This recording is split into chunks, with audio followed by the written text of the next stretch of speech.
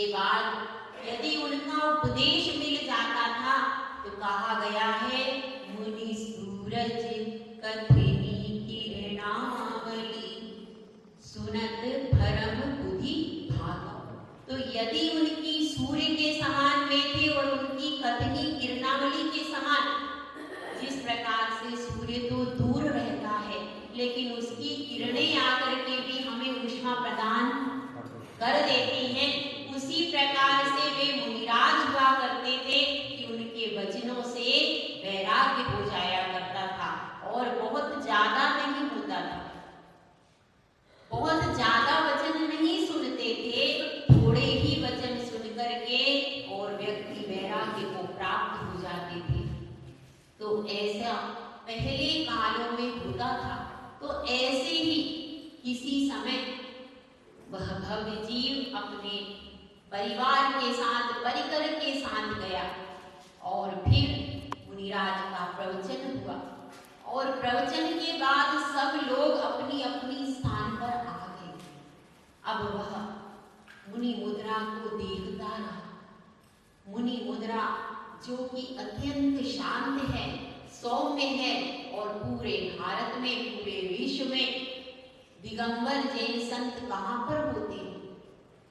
केवल जिन शासन में ही होते हैं ऐसे दिगंबर संत जो कि एक बार भोजन करते हैं, एक बार पानी पीते हैं, अंतरायों का पालन करते हैं, 32 अंतरायों का पालन करते हैं और सदैव अपनी ज्ञान ध्यान तप में लगे रहते हैं। तो ऐसे गुरु की छवि देख करके उसके मन में विचार आता है, समता की देखी मूरत, समता की देखी मूरत, सुख शांति का सदन, आगम जिनकी आंखें हैं, करुणा भरा है मन। समता की देखी मूरत, समता की देखी मूरत, सुख शांति का सदन, आगम जिनकी आंखें हैं, करुणा भरा है मन। ऐसा सोचता है और वह अपने परिकर से कहता है कि आप लोग जाओ, मैं कुछ देर बाद आता। मुनिराज की ऐसी मुद्रा देख करके, जिसको कि रत्नकर्ण शावकाचार्य में कहा गया है, विषयाशा वशाती तो निरारंभो परिग्रह, ज्ञान ध्यान तपो रक्तस तपस्वी सा प्रशस्यते।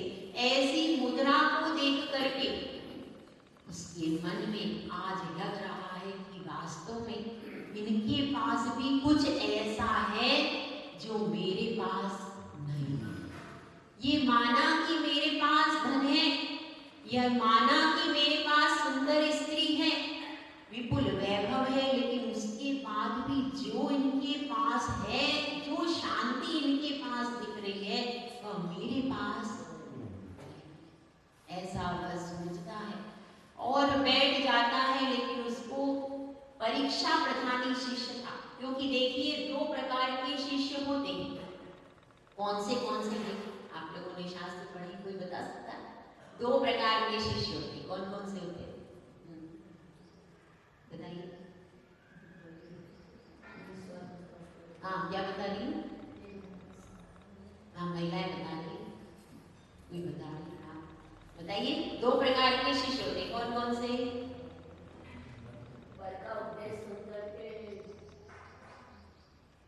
पर का उपदेश सुन करके और आगे ठीक है, थोड़ा आंसर है, आप पूरा बता दीजिए आगे वाले। पुरुष वर्ग का उपदेश सुन करके अपने आत्मा का कल्याण करता है, कोई ऐसा होता है कि स्व का उपदेश सुन करके। अच्छा, कोई पर का उपदेश सुन करके आत्म कल्याण करता है, कोई स्व का उपदेश सुन करके। और आगे से कोई आंसर इसके अलावा? एक श्रोता एक श्रोता, एक श्रोता एक श्रोता, इस प्रकार के श्रावक होते हैं। देखिए 2 प्रकार के शिष्य होते हैं। एक तो होते हैं आज्ञा प्रधानी शिष्य, जो गुरु ने कह दिया ये कुआं है, इसमें कूद जाओ, तो शिष्य आज्ञा प्रधानी शिष्य कुछ भी नहीं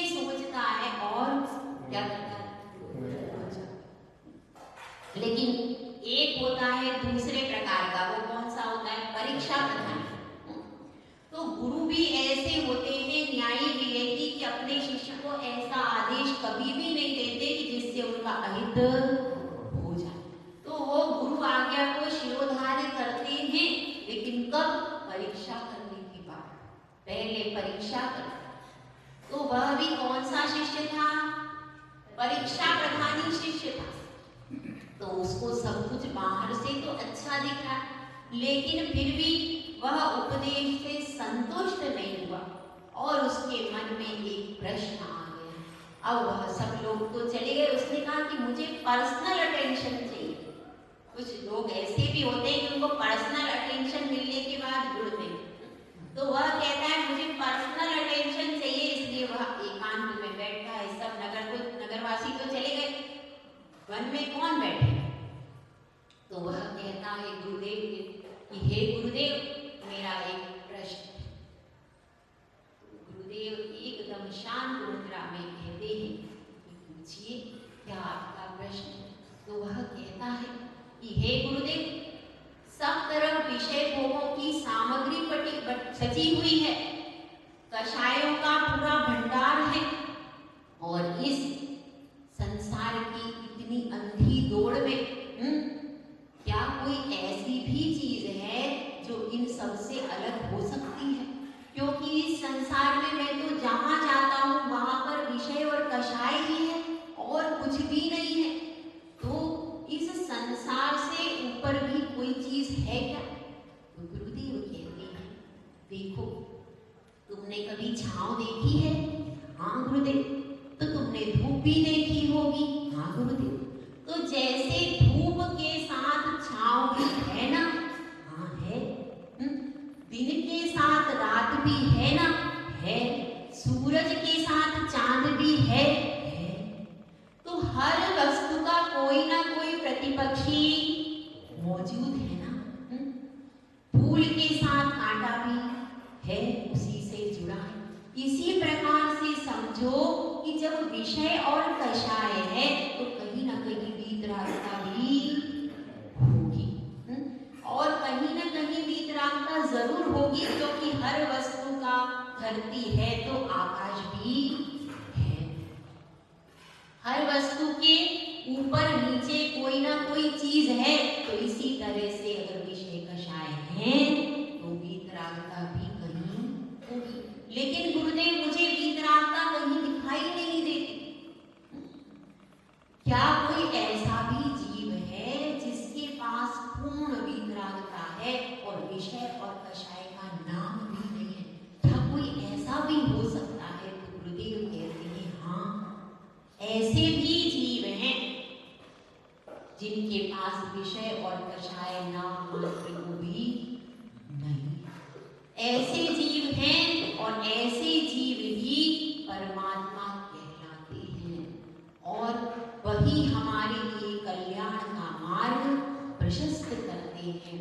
तो गुरुदेव मैं वैसा ही बनना चाहता हूँ, क्योंकि विषय और कषाय में तो सुख और शांति दिखाई नहीं देती है। नहीं, तो ऐसा कुछ हो कि जहां पर शांति मिले, सुख मिले। तो गुरुदेव कहते हैं कि हाँ, ऐसा शाश्वत सुख का खजाना भी है, और अब तुम उसी शाश्वत सुख के खजाने की बात को तुम्हें बताता हूँ, क्योंकि संसारी जीवों को खजाने की चाबी चाहिए कि नहीं? वो जो लौकिक खजाने की चाबी होती है वह तो हमको संसार में भटकाती है, लेकिन पारलौकिक सुख के खजाने की चाबी दे रहे हैं गुरुदेव आचार्य पूज्यपाद स्वामी कि वह पारलौकिक सुख का खजाना कहाँ है, इसको बता रहे हैं। और वे अपने एक श्लोक की रचना इसमें करते हैं, जो कि आपने मंगलाचरण में पढ़ा है। क्या कहा गया उसमें? यस्य स्वयं स्वभावाप्ति। यस्य मतलब क्या? जिसने स्वयं यानी स्वयं होकर स्वयं ही प्राप्त किया है, किसी दूसरे के द्वारा वरदान और शाप से उपलब्ध नहीं हुआ। क्योंकि अन्य धर्मों में यह कहा जाता है कि अगर भगवान वरदान दे दे तो क्या हो जाएगा?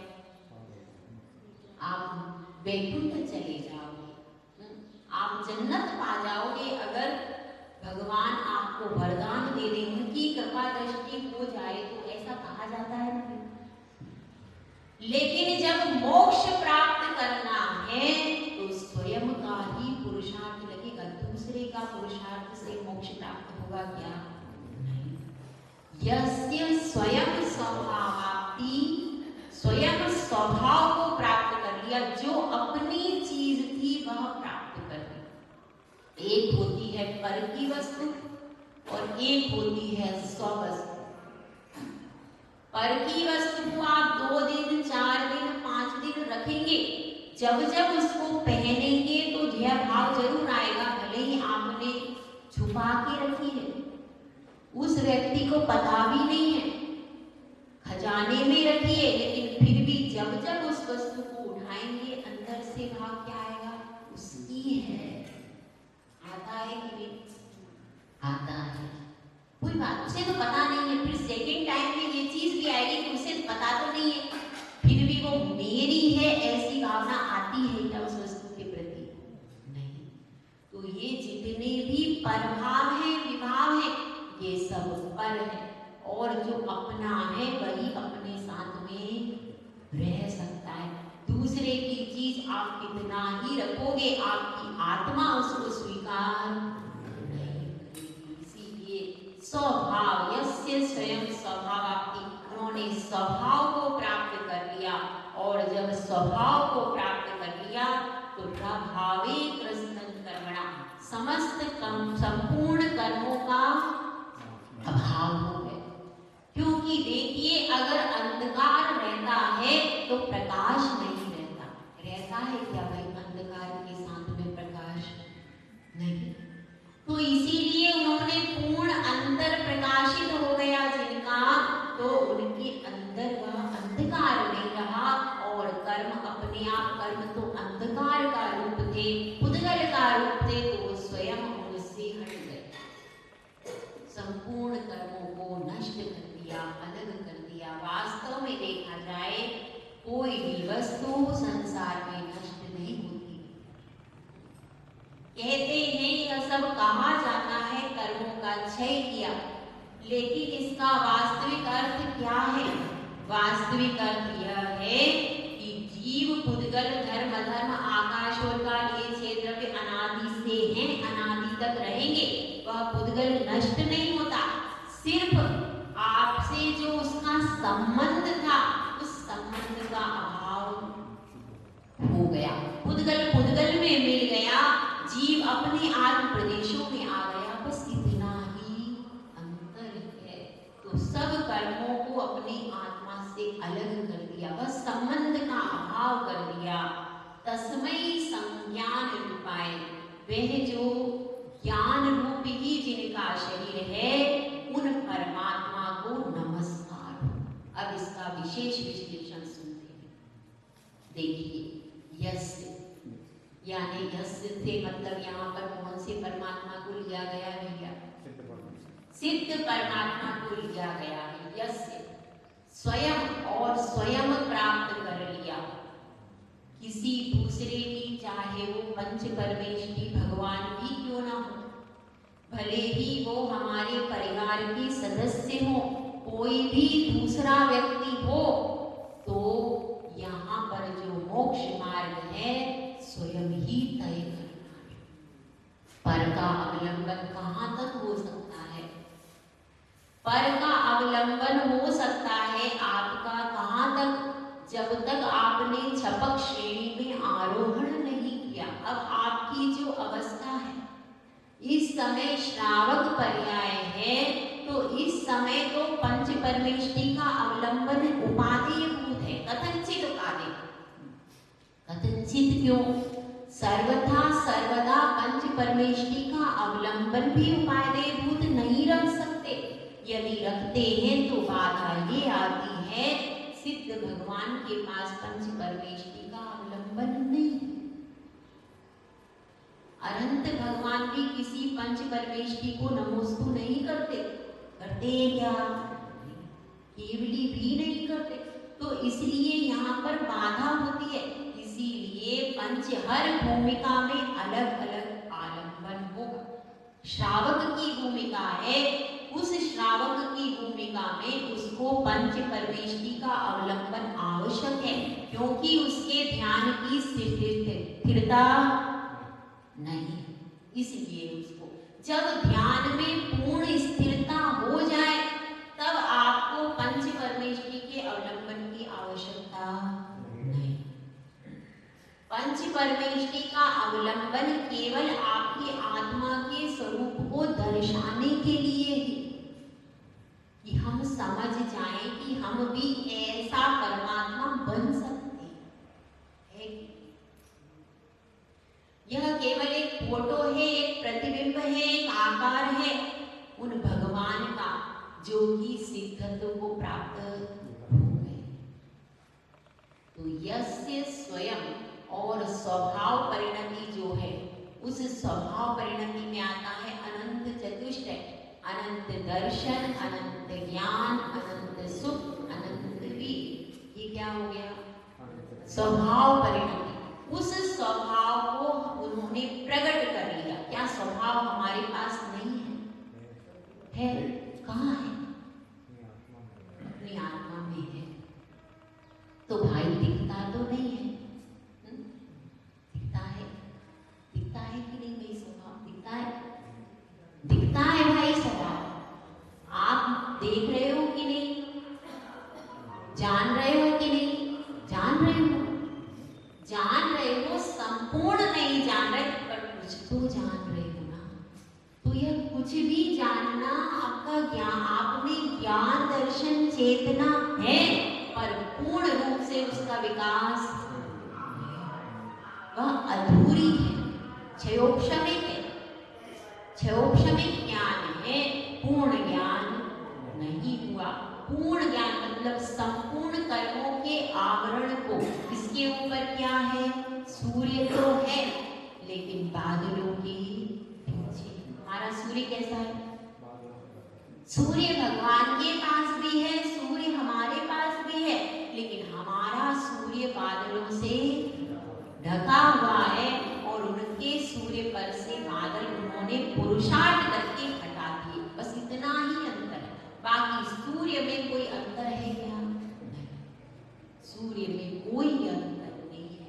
सूर्य वैसा ही है जैसा भगवान के पास है, बस अंतर आवरण मात्र का है। लेकिन उस आवरण के अंतर से हम 84 लाख योनियों में भटकते हैं और भगवान अपने शांत स्वभाव के अंदर निमग्न। यह भी अंतर कितना बड़ा हो गया। तो यह स्वभाव परिणति है, अनंत चतुष्टय स्वरूप परिणति है। और रभावी कृष्ण कर्मण, कर्म कितने होते हैं? 8। कौन कौन से?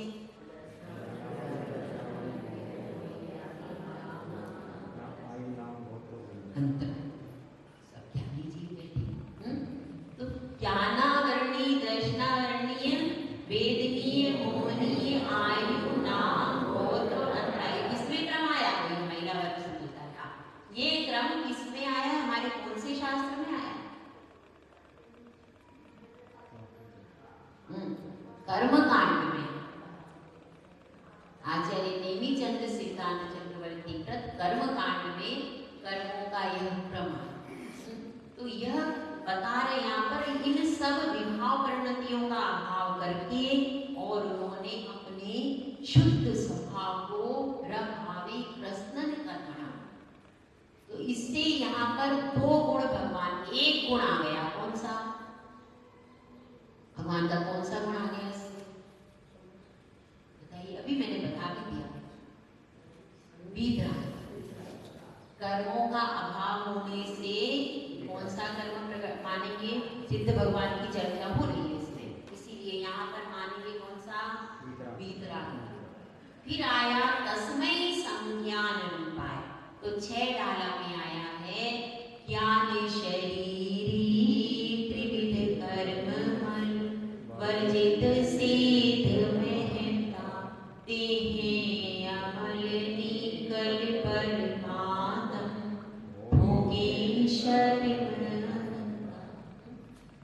ज्ञान रूपी शरीर, सिद्ध भगवान के पास शरीर है कि नहीं? सिद्ध भगवान के पास शरीर है। देखिए द्रव्य संग्रह में इस प्रकार से आया पुलिसा यारो अप्पा, पढ़ा है द्रव्य संग्रह किसी ने? उसमें आता है पुलिसा यारो अप्पा, और यहाँ पर छैडाला में कह रहे हैं ज्ञान शरीरी। कौन सी बात सही है भैया? कौन सी बात सही है? दोनों सही है। दोनों ही बात सही है। इस तरह से इसको समझना चाहिए कि वहां पर कह रहे हैं पुलिसा यारो अप्पा, वो भूत प्रज्ञापना नए की अपेक्षा से कह रहे हैं। पूर्व में वे पुरुष के आकार के थे और जब सिद्धत्व की प्राप्ति हुई तो आत्मा के प्रदेश उसी पूर्व शरीर के आकार के रहते। जब आपका यहाँ पर मरण होगा तो आपका देवत्यान पूर्वी में आप जाओगे तो आपके आत्मा के प्रदेश भी मनुष्य के आकार के ही रहते इस कार्य में। कब तक? जब तक आप देव स्थान में नहीं पहुंच जाते। तो यह व्यवस्था इसी प्रकार से जब तक वह सिद्ध गति में नहीं पहुंचते तब तक आप शरीर तो यहीं पर छूट गया।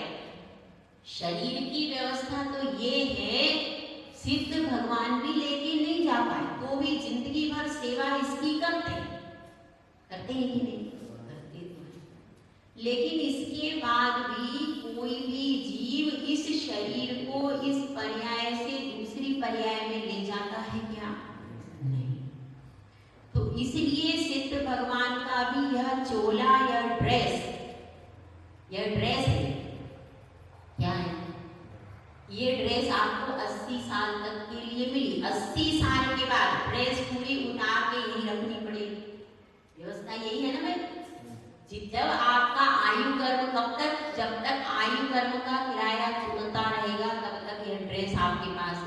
जब आपकी आयु कर्म खत्म हो गया, ड्रेस उतारो, यहीं पर ड्रेस उतार करके पूरी दे देनी पड़ेगी।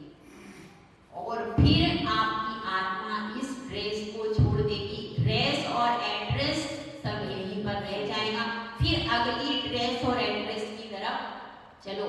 फिर वहां से छूटो तो वहां से ड्रेस छोड़ो, फिर बदलो। ये सब अच्छा काम है क्या भाई? बार बार ड्रेस बदलना तो भगवान को ये पसंद नहीं आया। ये तो बहुत खराब काम है।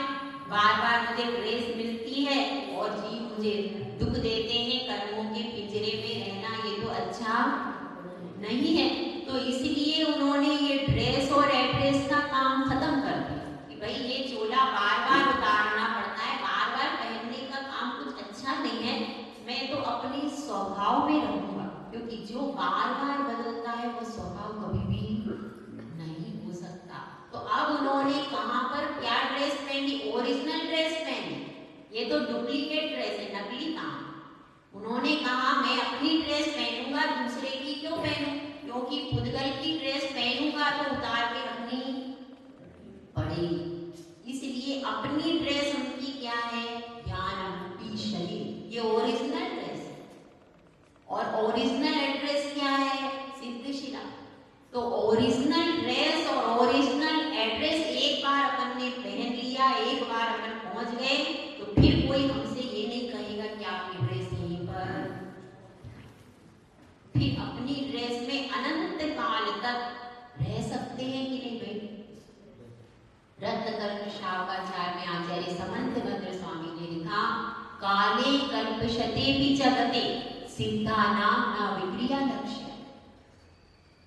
उत्पादो अपि यदि स्यात् त्रिलोक संभ्रांति करण पटु। यदि 3 लोकों में प्रलय भी हो जाए, 3 लोकों में संभ्रांति उत्पन्न हो जाए, करोड़ों कल्पकाल बीत जाए, फिर भी सिद्धों में एक भी विक्रिया, एक भी परिवर्तन नहीं होता। क्यों? क्योंकि वो स्वभाव में है। स्वभाव वाली चीज होगी तो उसको कोई डिस्टर्ब नहीं कर सकता। तो ऐसे ज्ञान रूपी शरीर के धारक जो है, उन परमात्मा को मैं नमस्कार करता हूँ। ऐसा ही आचार्य पूज्यपाद भगवंत ने यह इसमें 2 गुणों के बारे में बताया है, वीतरागता और सर्वज्ञता। सिद्ध भगवान के पास कौन से 2 गुण हैं? हितोपदेशिकता क्यों नहीं है? क्यों नहीं है? शरीर क्योंकि वहां पर शरीर ना होने से वचन वर्गणाएं हैं ही नहीं, हो ही नहीं सकती। जब शरीर नहीं है, क्योंकि वचन तो यह शरीर के निमित्त से खिलते हैं, यह तो स्वभाव नहीं है, विभाव परिणत। शब्द क्या है? वैभाविक भूतगल की 10 पर्याय तत्वा सूत्र में आया है, शब्द बंध सूक्ष्म स्थूल संस्थान छाया तो यह भूतगल की पर्याय है और वे शुद्ध जीव स्वभाव में आ गए, तो अब भूतगल की पर्याय कैसे रहे? इसलिए हितोपदेशिका गुण उनमें नहीं। तो अब यह स्वरूप उसने सुन लिया। कौन? जो भव्य जीव आचार्य पूज्यपाद स्वामी की सभा में आया था और उसको अत्यंत आह्लाद हुआ, लेकिन वह तो परीक्षा करने को आया था। तो अब वह सोच रहा है कि गुरुदेव ने मेरे प्रश्न का उत्तर दे दिया कि एक परमात्मा ऐसे हैं जिनके पास वीतरागता है, तो कषाय नहीं है, विषय भोगों में आसक्ति भी नहीं है, तो विषय और कषाय से दूर हैं, सारी वैभाविक परिणति से दूर हैं, यह यहाँ पर प्रकट हो गया। तो अब वह दूसरा प्रश्न उपस्थित करने के लिए तैयार हुआ। वह अपना दूसरा प्रश्न गुरु से रखता है कि गुरुदेव ठीक है, वे परमात्मा हैं, मुझ में परमात्मा तत्व है, ये मैं कैसे मानूं? तो गुरुदेव कहते हैं कि देखो, जिस प्रकार से धरती के नीचे पानी है कि नहीं है, खोदने के बाद मिलता है, खोदने के बाद मिलता है, बिना खोदे वह प्राप्त नहीं होता। और यह सोचिए कि इसके अंदर दूध में घी है, दूध में क्या है? घी है, लेकिन दूध में घी ऊपर से दिखता नहीं है, केवल चिकनाई दिखती है। फूल में सुगंध है, तिलों में तेल है। इसी प्रकार से आत्मा भी स्वभाव से परमात्मा की शक्ति लेकर के बैठा हुआ। यह अंदर है, पर है क्योंकि तुम्हारे अंदर भी जानने देखने की शक्ति है, यह प्रूव करती है। और यहीं पर हम देखते हैं, कोई ज्यादा जानता है, कोई कम जानता है, तो कोई ऐसा भी हो सकता है जो पूरा जानता है। इसीलिए परमात्मा का अस्तित्व स्वयं सिद्ध हो जाता है। तो वह कहता है कि हे गुरुदेव, मैं भी परमात्मा बनना चाहता हूँ, मुझे रास्ता बताइए कि मैं परमात्मा बन जाऊं, और मुझे जल्दी से परमात्मा बनना है। भैया शॉर्टकट बता दो, शॉर्टकट का जमाना है, टाइम नहीं है सुनने का, समझने का, इतना समय कहाँ है, तो मुझे जल्दी से शॉर्टकट बताइए कि परमात्मा मैं कैसे बन जाऊं। तो गुरुदेव अब उनकी सभा विसर्जित हो गई है। कल इस प्रश्न का उत्तर कौन देंगे? गुरुदेव देंगे। आचार्य पूज्यपाद स्वामी बताएंगे कि परमात्मा बनने की विधि क्या है। सोना बनाने की विधि तो कहाँ है? सब जगह मिलती है सोना बनाने की विधि, और डॉक्टर इंजीनियर बनने की विधियां भी है, लेकिन हमारा लक्ष्य तो क्या है? परमात्मा बनने का अपना लक्ष्य है, तो अपने लक्ष्य की तरफ, और वह शिष्य परीक्षा प्रधानी आ गया है। गुरुदेव भी समझ रहे हैं, लेकिन गुरुदेव भी तो ज्ञानी ध्यानी गुरुदेव है। आचार्य श्री पूज्यपाद भगवंत जिन्होंने सर्वार्थ सिद्धि की रचना की, ऐसे ज्ञानी ध्यानी गुरु के पास में आ गया है, तो गुरुदेव ने भी देख लिया है उसकी भवितव्यता को, और वह समझ रहे हैं अगर इसके प्रश्नों का उत्तर देता जाऊंगा तो एक दिन यह शिष्य वैराग्य के मार्ग पर अग्रसर होगा। ऐसी उसकी भवितव्यता को जान करके गुरुदेव ने कहा, आप एक दिन रुकिए, कल आपके प्रश्न का उत्तर दूंगा। तो वह भी वसतिका में वहीं पर विश्राम कर रहा है गुरुदेव के पास ही, और सोच रहा है कि मैं नए प्रश्न को भी तैयार कर लूं, क्योंकि गुरुदेव ने कल इस प्रश्न का उत्तर दे दिया और वह नियम कर लेता है कि हे गुरुदेव, मैं यह नियम करता हूँ, आप जब तक मेरे प्रश्न के उत्तर देते रहेंगे तब तक मैं यहीं रुकूंगा।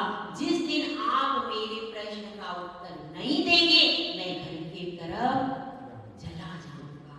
ऐसा वह नियम कर लेता है कि गुरुदेव उत्तर, और वह अच्छे से अच्छे, कठिन से कठिन प्रश्न लेकर के आना चाहता है जिससे गुरुदेव निरुत्तर हो जाए और मैं घर को चला जाऊं। अभी घर नहीं छूटा, पतंग जरूर यहाँ है लेकिन डोर घर से बंधी हुई, तो उसकी दृष्टि अभी कहाँ पर है?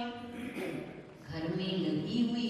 अभी तो वह परीक्षा करने आया है, तो गुरुदेव भी जान गए हैं और वे ज्ञान ध्यान से पगे हुए हैं, इसीलिए उन्होंने रुकने का आदेश दे दिया है और वह भी अपने मार्ग पर डटा हुआ है, गुरुदेव भी डटे हुए हैं। अब कौन जीतता है इसको अपन कल देखेंगे।